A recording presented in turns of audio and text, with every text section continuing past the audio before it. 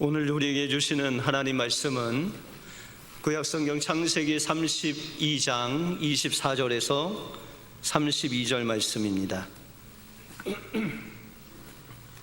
창세기 32장 24절에서 32절 말씀입니다.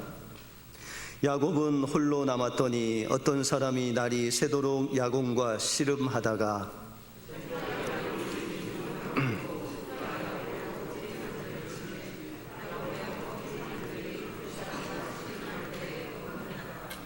그가 이르되 날이 새려하니 나로 가게 하라. 야곱이 이르되 당신이 내게 축복하지 아니하면 가게 하지 아니하겠나이다.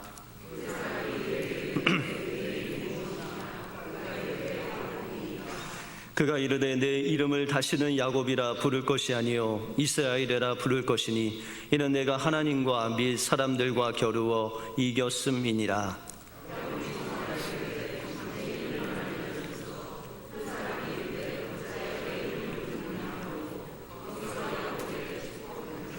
그러므로 야곱이 그곳 이름을 브니엘이라 하였으니 그가 이르기를 내가 하나님과 대만하여 보았으나 내 생명이 보존되었다 함이더라.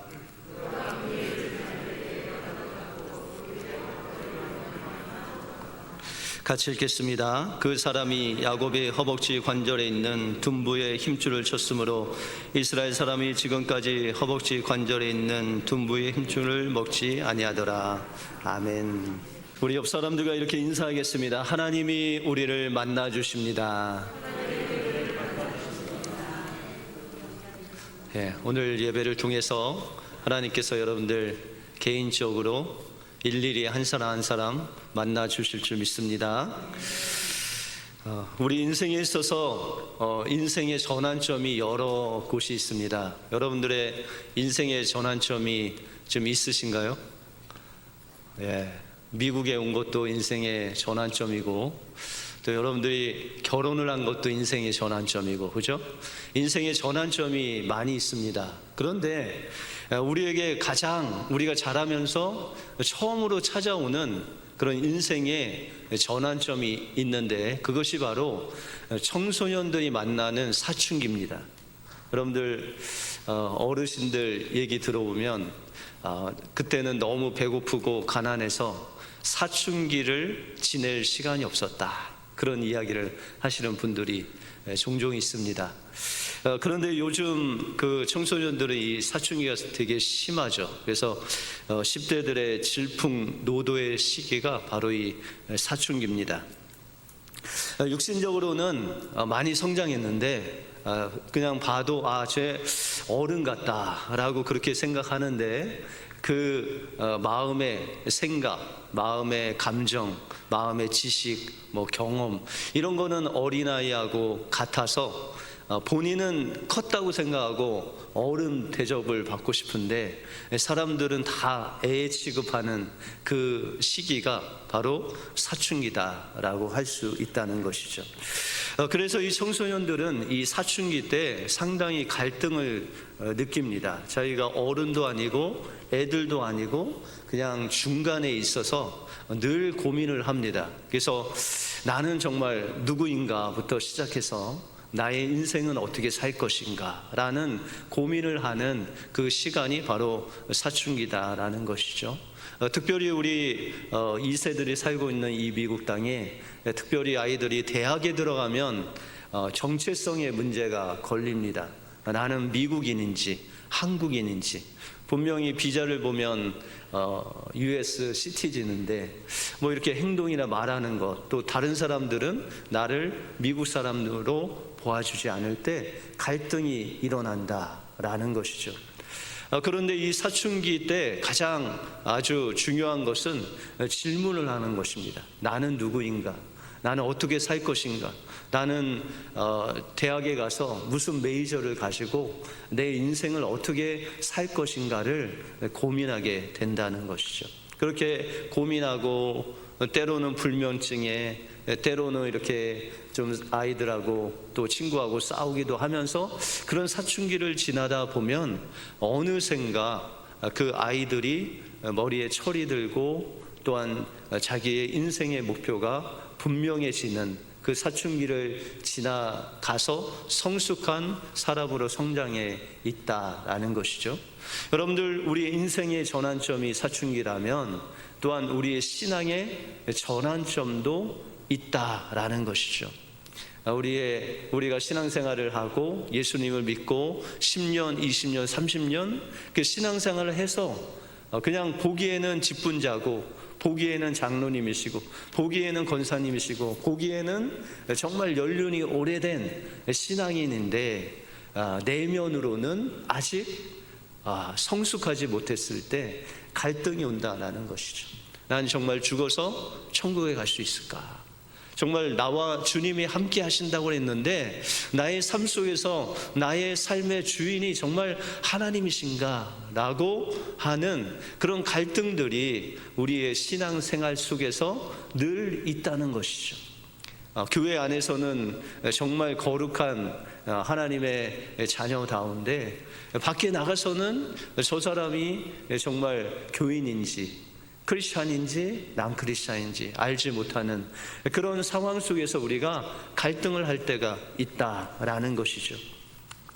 예전에는 모태신앙으로 근근히 버텨왔는데 예전에는 부모님이 말한 그 하나님, 목사님이 말한 그 하나님, 그냥 들었던 하나님으로 잘 이렇게 살아왔는데 정말 어려움을 닥쳤을 때, 내가 정말 죽을 것 같은 절망 가운데 우리가 맞닥뜨렸을 때 정말 하나님이 나와 함께 계시는지, 정말 하나님께서 날 도와주시고 계시는지, 그런 갈등 속에서 우리가 하나님께 기도하고 주님을 기다립니다. 그럴 때 하나님께서 여러분들 찾아와 주시고, 예전에는 귀로만 듣더니 이제는 눈으로 보는 하나님, 그 하나님을 만났을 때 비로소 우리의 신앙이 이제 하나님이 원하시는 성숙한 신앙으로 바뀌어가는 놀라운 은혜를 하나님께서 주실 것입니다. 그러므로 우리의 신앙생활에 있어서 신앙의 전환점이 필요합니다. 그냥 귀로만 듣던 하나님이 아닌 눈으로 보고 그 주님을 체험하는 그 신앙을 우리가 경험해야 된다라는 것입니다. 옆에 있는 집사님의 하나님이 아니고 저 권사님의 하나님이 아닌 나의 하나님을 만날 때 우리의 신앙의 전환점을 통해서 그 전능하신 하나님을 나의 하나님으로 모시고 살 줄로 믿습니다. 이제 듣는 하나님이 아닌 하나님을 얼굴로 만나는 그 하나님을 만나심으로 인생의 전환점을 통해서 성숙한 하나님의 사람으로 성장하시는 여러분들의 삶이 되시길 주님의 이름으로 축원드립니다. 오늘 본문을 통해서 야곱이 어떻게 이스라엘이 됐고 우리는 어떻게 야곱을 찾아오신 그 하나님을 만남으로 우리의 신앙의 전환점을 맞이할 수 있는지 오늘 본문을 통해서 살펴보겠습니다. 먼저 야곱이 이스라엘 되기 위해서는 우리는 귀로 듣던 하나님을 눈으로 보는 하나님으로 만나야 됩니다. 야곱의 인생을 보면 그는 목적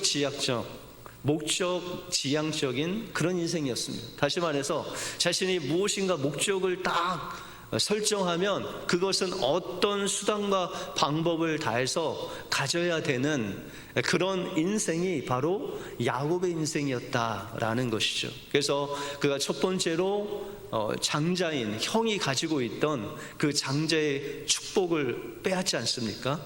여러분들 고대 근동 사회에서는 이 장자의 축복이 엄청났습니다. 우리 어르신들 세대 때에도 아들이 장자가 태어나면 정말 엄청난 기쁨을 누리지 않으셨습니까? 만약에 첫째가 딸이 태어났다 하면은 정말 실망스러운 그런 얼굴로 보지 않습니까? 그만큼 그 당시에는 이 장자, 첫째 아들이 받는 그 축복이 엄청나죠. 근데 지금은 뭐 별 볼 일 없지만 이 야곱 당시에 장자의 축복이라는 것은 하나님의 나라의 계보를 잇고 또한 그 계보를 통해서 우리의 구원자이신 예수님이 탄생하시는 놀라운 그 족보를 잇는 존재가 바로 장자였다는 것이죠. 그래서 이 야곱이 그 형의 장자권을 어떻게든지 뺏고자 하는 마음이 있었다라는 것이죠. 그래서 하루는 그 형 에서가 사냥을 하고 정말 허기져서 거의 죽을 것 같은 그런 상황 속에 왔는데 마침 야곱이 어머니를 도와서 죽을 쓰고 있었죠. 그래서 그 에서가 그 죽 좀 달라고 했더니 형의 장자권을, 명분을 나에게 주시오. 그랬더니 에서는 너무 허기지니까 그 장자권이 무엇이 소용이 있겠습니까? 그래서 아주 쉽게 그 동생에게 장자권을, 명분을 주게 되죠. 그 이후에 그 아버지의 눈이 잘 보이지 않고 늙으셔서 이제 장자에게 축복을 하고 죽기 위해서 장자에게 축복 기도를 해 주려고 합니다. 그때 어머니가 이 야곱을 도와서 그 축복 기도를 에서가 받아야 되는데 이 야곱이 그것을 빼앗으죠. 그리고 그것을 빼앗음으로 이 형 에서가 분노를 합니다. 그래서 야곱을 죽이려고 덤벼들어서 이 야곱이 급기야 어머니의 삼촌 집인 이 라반의 집으로 도망하게 됩니다. 여러분들, 야곱이 그렇게 라반의 집으로 도망할 때 베델에서 하나님을 만나죠. 그런데 야곱의 삶을 보면요, 늘 자기가 갖고 싶은 거, 자기가 욕심내는 그것을 꼭 가져야 돼요. 그래서 라반 집에 가서도, 그 삼촌 집에 가서도 그가 가지려고 했던 그 사랑하는 라헬을 갖기 위해서 14년 동안 봉사를 해서 그 아내를 취하게 됩니다. 또 자신이 부자가 되려고 하는 그 욕심을 가짐으로 하나님께서 기적같이 도우심으로 아주 거부가 되어서 이제 라반 집에서 나와서 하나님이 약속하신 베델로 가고 있는 그 길 가운데 오늘 본문이 나오는 것입니다. 그런데 이 야곱이 자신이 하고자 하는 것들, 또 갖고자 하는 것은 이제까지 다 가졌어요. 아내도 갖고 또 재물도 갖고 모든 것을 가지고 있었는데 이제 그의 인생에 정말 절대 절망의 시간이 다가온 것입니다. 그것은 바로 그의 형, 자신을 원수로 삼은 그 형이 그 가는 길에 나타나는 것이죠. 그래서 이 야곱이 사람을 보내서 그 에서 형이 어떻게 지내고 있는지 에돔으로 사람을 보냅니다. 그런데 그곳에 가니까 이 형이 400명의 군사를 끌고 동생을 맞이하려고 오고 있다라는 것을 보았다라는 것이죠. 여러분들, 이제 야곱은요, 자기가 가지고 있던 그 모든 것들을 빼앗기게 되었어요. 그 형의 장자의 축복을 빼앗기긴 했지만, 그러나 형이 그 군사를 데리고 오면 자기는 자기가 지금까지 20년 동안 읽어놓은 모든 것들을 잃게 되었다라는 것이죠. 그래서 그는 또 꾀를 씁니다. 형을 좀 속이려고 예물을 준비하죠. 짐승들 한두 마리가 아니라 100마리, 200마리, 500마리를 준비해서 형에게 떼를 지어서 선물을 하는 거예요. 그렇게 선물을 하면 형의 마음이 바뀔까, 그런 이제 생각을 하면서 고민이 시작됐습니다. 그런데 야곱이 그렇게 꾀를 부리지만 오늘 성경에 보시면은 그가 하나님께 기도했다라고 그렇게 말씀하고 있어요. 여러분들 11절에 보시면 내가 주께 간구하오니 내 형의 손에서, 에서의 손에서 나를 건져내옵소서. 내가 그를 두려워함은 그가 와서 나와 내 처자를 칠까 겁이 나기 때문입니다 라고 하나님 앞에 그가 기도하고 있어요. 베델에서 만난 그 하나님, 그 라반의 집에서도 함께 하셨던 그 하나님께 지금 야곱이 기도하고 있는 거예요. 하나님, 저와 내 처자와 나의 재물을 에서의 손에서 좀 지켜주십시오 라고 기도를 했어요. 여러분들, 기도하면 그 다음에 행동을 어떻게 해야 돼요? 하나님께서 기도의 응답을 해줄 때까지 하나님께서 어떻게 나를 도우시는지를 기다려야 되지 않습니까? 그런데 그 다음 구절에 보면 이 야곱이 떼를 나눴다, 짐승들을 준비해서 그 형에게 주려고 그 양들, 소들, 나귀 한 500마리 이상을 두 떼를 나눠서 그 형에게 주려고 준비를 했다라고 그렇게 말씀하고 있습니다. 그것뿐만 아니라 이 야곱은 자신의 아내, 사랑하는 아내, 첩, 자녀들, 그런 물질들을 네 떼로 나눠서 그 에서 앞으로 보내려고 야복 강가의 건너편으로 다 보냈다고 그렇게 말씀하고 있습니다. 여러분들, 지금 야곱의 모습은 비록 하나님께 기도하고 있지만 자신의 꾀로, 자신의 속임수로, 만약에 형이 와서 그 한 떼를 치면 그 뒤에 있는 두 떼, 세 떼, 네 떼가 있지 않습니까? 그 시간을 벌어서 나는 도망하겠다. 어떻게 도망해요? 아직도 야복 강가를 건너지 않고 있어요. 왜요? 에서가 혹시라도 밤에 쳐들어올까 봐. 만약에 밤에 쳐들어오면 자기는 그냥 혼자라도 도망하려고 강을 혼자 건너지 않고 그 두려움 속에 떨고 있는 야곱의 모습을 우리가 볼 수 있다라는 것이죠. 다시 말해서 야곱의 신앙은 아직 하나님을 의지하는 신앙이 아니었다라는 거예요. 자기의 꾀, 자기의 속임수, 자기의 능력을 믿고 그것대로 행하는 천연적인 야곱의 신앙이었다라는 것이죠. 그런데 오늘 24절에 보면 그가 홀로 남아 있었다라고 그렇게 말씀하고 있습니다.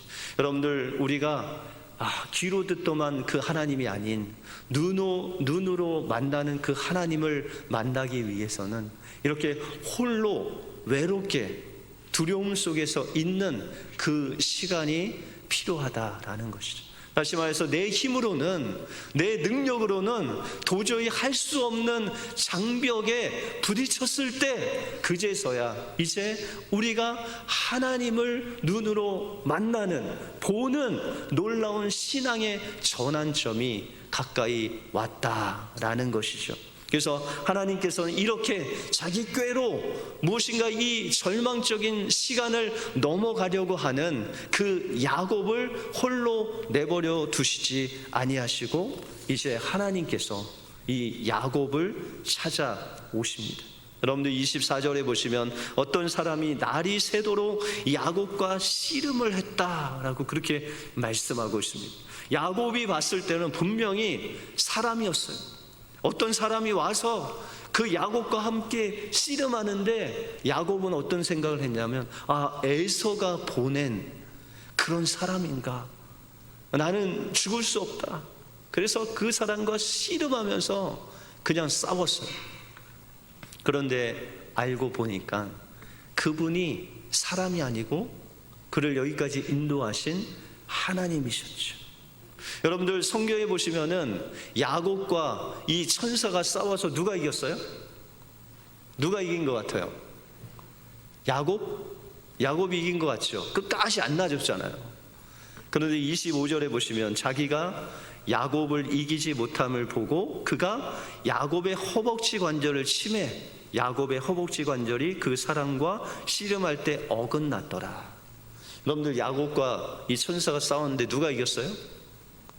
여기 보니까 야곱이 이기는 것 같은데 그 천사가 어디를 쳐버렸어요? 환도뼈를 그냥 쳐버리니까 위골이 됐다. 그러니까는 완전히 위골이 됐다는 것은, 여러분들 가끔 이렇게 팔 빠지신 분 봤어요? 운동하다가 팔이 빠져서 막 이게 힘을 못 받는, 그와 같이 다리가 빠졌다는 거예요. 그러면 어떻게 해요? 누가 이긴 거예요? 하나님이 이긴 거죠. 그런데 이 야곱의 습성은 끝까지 뭐 하는 사람이에요? 발꿈치를 잡는 야곱의 습성이 있잖아요. 그래서 끝까지 하나님께 매달린 거예요. 하나님 그냥 갈 수 없습니다. 저를 좀 축복하십시오. 여러분들, 이 이야기는 야곱이요, 이제 끝난 거예요. 그가 계획한 모든 것들이 다 허사로 돌아갔어요. 왜냐하면 한 때, 두 때, 세 때, 네 때 나눠갖고 그 형이 한 때 치면 이제 도망가리라, 야복강 저 건너편에 오면 나 도망가리라 했는데 이제 야곱이 도망갈 그런 기회를 잡지 못한 거예요. 왜요? 다리가 위골돼갖고 지팡이 없이는 걷질 못해. 그냥 쩔뚝쩔뚝하면서 걸을 수밖에 없어요. 이제 끝난 거예요. 야곱의 인생은, 야곱의 꾀는, 야곱이 뭐 에서를 이기는 그런 생각은 이제 다 무너진 거예요. 그리고 이제 그가 잡을 수 있는 것은 하나님밖에 없었어요. 그리고 하나님을 자꾸 끝까지 씨름을 합니다. 그때 하나님이 물으시죠. 내 이름이 뭐냐? 여러분들, 하나님이 야곱의 이름을 몰라서 물었을까요? 그렇지 않습니다. 야, 너 무엇 하느라고 여기서 혼자 이 야복강가에서 있느냐라고 물으시는 거예요. 야, 너 뭐 하고 있냐? 너 그렇게 바둥대는데 너 뭐 한다고 그렇게 너의 그 꾀를 쓰면서 여기 혼자 그 사랑하는 아내, 자식, 물질 다 버리고 혼자 살겠냐고 여기 있냐라고 그렇게 물으시는 거예요.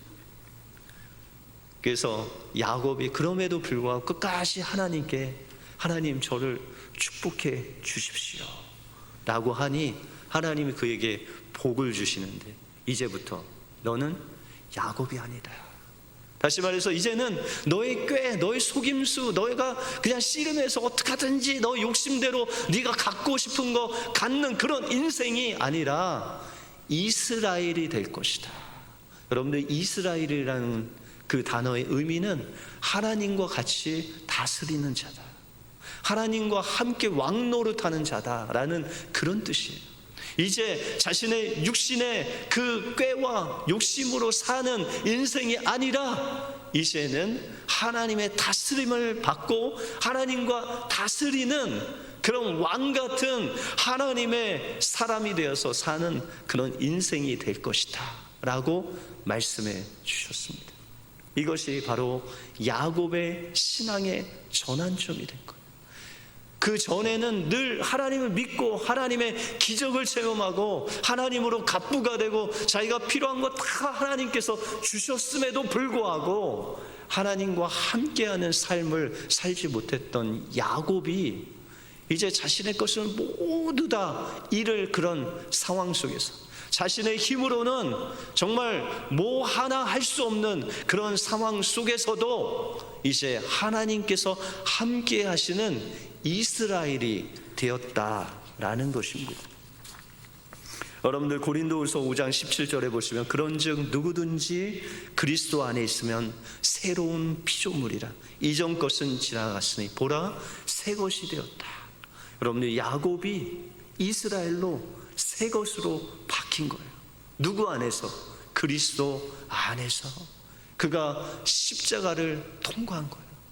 하나님께서 그의 환도뼈를 치실 때 야곱은 그 십자가에서 죽은 거예요. 이제 야곱의 그 힘으로는 도저히 살 수 없는 그런 상황 속에서 하나님께서 그와 함께 하시니 그가 그 십자가를 통과하고 부활의 생명으로 거듭나는 놀라운 하나님의 사람이 되었다라는 것이죠. 야곱이 전에는 할아버지 아브라함, 아버지 이삭에게 듣던 그 하나님, 목사님의 설교를 통해서 또 사람의 어떤 것을 통해서 듣고 알던 나의 신앙이 이제는 그 십자가를 통해서 내가 왜 죄인인지, 왜 주님이 이 땅에 오셔야 됐는지, 예수님의 그 십자가 사건이 나에게 어떤 의미인지를 이제 깨닫고 내가 하나님 없이는 이제 살 수 없습니다. 나의 인생의 주인은 하나님이십니다. 나는 이제 육체 가운데 사는 것이 아니라 오직 예수 그리스도를 믿는 그 믿음 안에서 살겠습니다 라고 신앙의 전환점을 지나서 이제 하나님을 온전히 의지하는 하나님의 사람으로 거듭났다라는 것이죠. 여러분들의 신앙의 전환점을 통과하셔야 됩니다. 이제 아무리 기도해도 응답이 없어요. 하나님이 나와 함께 하시는지, 정말 절망 가운데 그 어려운 가운데 하나님을 부르시셔도 하나님이 응답하시지 않는 것 같은 야곱의 그런 신앙에 있을 때 하나님께서는 십자가를 통해서 우리의 옛사람을 못 받게 하시고 너의 꾀, 너의 속임수, 너의 그 욕심을 다 십자가에 내려놓으라. 그리고 하나님, 이제 내가 할 수 있는 거 아무것도 없습니다. 두 손 들고 나갈 때 그제서야 하나님께서 여러분들의 이름을 야곱이 아닌 이스라엘로 변화시켜 주셔서 하나님이 함께 하시는 영광스러운 하나님의 다스림을 받는 하나님의 사람으로 변화시켜 주신다라는 것입니다. 죽으면 죽으리라 하는 책으로 잘 알려진 안희숙 사모님이 계십니다. 그 책 안에 이런 간증이 있습니다. 이 안희숙 사모님이 이제 신사참배를 거부해서 감옥에 갇히게 됐습니다. 하루하루 핍박과 고난 속에 고문으로 인해서 정말 어려운 시간을 지내고 있었습니다. 그 감옥이 바로 평양에 있었는데 어느 날 하루는 그 평양 감옥에 어떤 예쁘장한 여자 한 분이 들어오는 거예요. 그런데 얼굴은 예쁘장한데 목소리는 걸걸해서 막 그냥 소리를 지르면서 너희들 내가 누군지 아냐? 나 건드리면 너희들 무사하지 못할 거야 라고 하면서 막 소리를 지르면서 들어오는 거예요. 뭐 들어와서 감옥 안에서도 뭐 술 달라 담배 달라 뭐 하여튼 그냥 망나니 짓을 하는 거예요. 안희숙 사모님이 그 사람이 누군지 알아봤더니 평양에서도 아주 유명한 기생으로 소문난 선화라는 여성이었습니다. 그런데 그가 이 고위 관리직들을 잘 알고 있었는데 그 사람들이 백을 써서 자기를 꺼내줄 줄 알았는데 그래서 큰 소리를 계속 질렀는데 한 사람도 찾아온 사람은 없었어요. 아침에 밥을 주면 그냥 발로 차버리고 점심을 줘도 그냥 엎어뜨리고 이제 저녁이 되어서 이제 배고픔 가운데 이제 풀이 죽어 있는 가운데 안희숙 사모님이 그 선아 씨에게 묻습니다. 야, 너 인생을 그렇게 살면 되겠니? 너 왜 그렇게 사니? 너 예수님 한번 믿어보지 않을래? 하면서 예수님에 대해서 십자가가 무엇인지 예수님이 왜 이 땅에 오셨는지 그 복음을 그 선아라는 자매에게 전하기 시작했습니다. 그리고 그 선아라는 자매가 예수님을 그 옷 가운데 영접을 했습니다. 그리고 안희숙 사모님이 그 감옥 속에서 그 엄청난 고문과 어려움 속에서도 찬양을 하는데 저 높은 곳을 향하여 주께로 갑니다 라는 그 찬양을 하는데 그 찬양이 그 선아라는 자매가 듣기에 너무나도 그 마음에 평강을 주고 하나님을 만나게 하는 그런 귀한 찬양이었어요. 사모님, 저에게 이 찬양 좀 가르쳐 주세요. 그래서 저 높은 곳을 향하여라는 그 찬양을 1절부터 쭉 배우기 시작했습니다. 그리고 매일 아침, 매일 점심, 매일 저녁에 이 선아라는 그 목소리 좋은 기생이 이제 찬양을 변해서 찬양을 부르는 거예요. 그러니까 그 주위에 있는 감옥에 있는 죄수들이 그 찬양을 듣고 은혜를 받는 거예요. 그리고 이제 얼마 되지 않아서 그 선아라는 자매가 출소를 하게 되었습니다.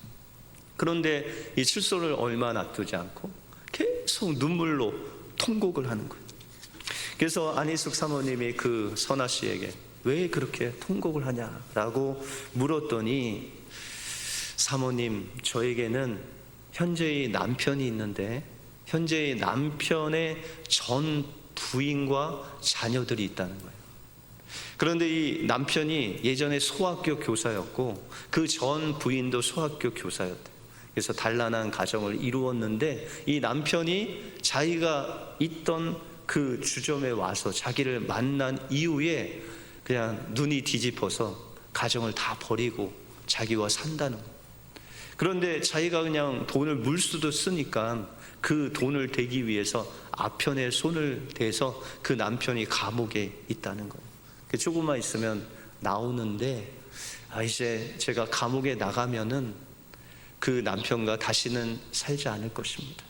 그리고 그 남편을 기다리는 전 부인에게 가서 내가 무릎을 꿇고 사죄를 하고 매를 때리면 매를 맞겠습니다. 그리고 이제는 시골로 내려가서 우리 주님을 섬기며 교회당을 하나 져서 밤마다 아이들을 가르치고 찬송하고 그렇게 일평생 살겠습니다 하고 그렇게 출소를 했습니다. 안희숙 사모님도 얼마 되지 않아서 출소를 하고 이제 곳곳에 다니면서 간증 집회를 다녔습니다. 근데 이제 지방에 있는 작은 시골 마을에 한 교회 집회를 갔는데 어떤 그냥 머리도 깨재재하고 얼굴도 그냥 시커멓고 그냥 몸빼바지를 입고 오는 그런 아주머니가 사모님이라고 부르더래요. 그래서 이렇게 지나가면서 봤는데 모르는 사람이, 그래서 지나가려고 하는데 손을 퍼떡 잡더니 사모님 저예요 라고 말하는데 자세히 보니까 그 선하잖아요. 그 손은 밭일을 해서 아주 거칠어지고 얼굴은 땡볕에서 농사하느라고 그냥 시커멓게 그슬려서 알아볼 수가 없었던 것이죠. 물어보니까 그때 그 부인을 찾아가서 정말 백배 사죄하고 다시는 그 남편과 살지 않고 시골에 내려와서 농사를 지으면서 아이들을 찬송을 가르치면서 그렇게 살고 있다라고 그렇게 고백하는 그를 꼭 안아주면서 하나님이 너를 기뻐하신다. 정말 너의 변화된 삶을 통해서 하나님이 기뻐 받으신다 라고 그렇게 눈물로 안아줬다라는 간증입니다. 여러분들, 그 선아라는 자매가 예수님을 믿고 나니까 자신의 그 어두웠던 모습이 그냥 다 들춰나게 된 거예요. 자기가 잘못한 것, 자기가 자기 중심적으로 살았던 것, 그 모든 것들을 다 십자가에 내려놓고 자신에게 상처받고 자기가 잘못된 그 모든 것들을 회개하고 하나님을 주신 그 은혜로 아이들에게 찬송을 가르치고 하나님 앞에 날마다 기도하고 정말 하나님이 주신 힘으로 밭일을 하면서 그렇게 하나님께 영광 돌리는 그의 삶이 바로 야곱의 삶에서 이스라엘 삶으로 변화된 아름다운 한 여인의 간증이다라는 것입니다. 주님은 오늘도 절망 가운데 어두운 터널을 지나는 우리에게 찾아오셔서 여러분들의 이름을 부르십니다. 야곱아, 너 무엇하고 사냐? 야곱아, 너 무슨 힘으로 지금 거기서 살고 있느냐라고 우리에게 다가오십니다. 이제 그 모든 것들 십자가 앞에 내려놓으라고 말씀하십니다. 그리고 나와 함께 살자라고 말씀하십니다.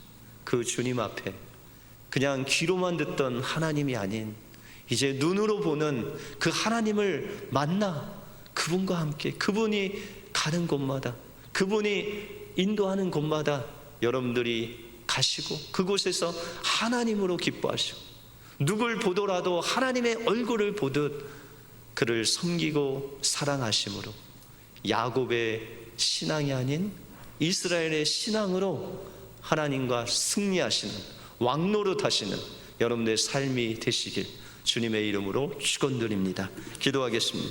하나님 감사합니다. 오늘 야곱의 삶을 통해서 그가 하나님을 만나고 여러 물질과 또한 가족의 축복을 받았지만 여전히 야곱의 삶을 살고 있을 때 하나님께서 그의 환도뼈를 치시고 이제 자신의 모든 꽤 능력을 십자가 앞에 내려놓고 온전히 하나님을 바라보고 하나님의 얼굴을 뵐 때에 그의 삶이 온전히 하나님의 다스림을 받고 또한 하나님의 다스림에 동참하는 왕같은 이스라엘이 된 것 같이 우리 은혜교회 모든 성도들의 신앙이 야곱의 신앙에 머무르지 않게 하시고 이스라엘의 신앙이 되어서 비록 내 힘과 능력과 나의 것으로 살지 못하나 오직 하나님이 주시는 능력으로 하나님의 다스림을 받게 하여 주셔서 하나님과 함께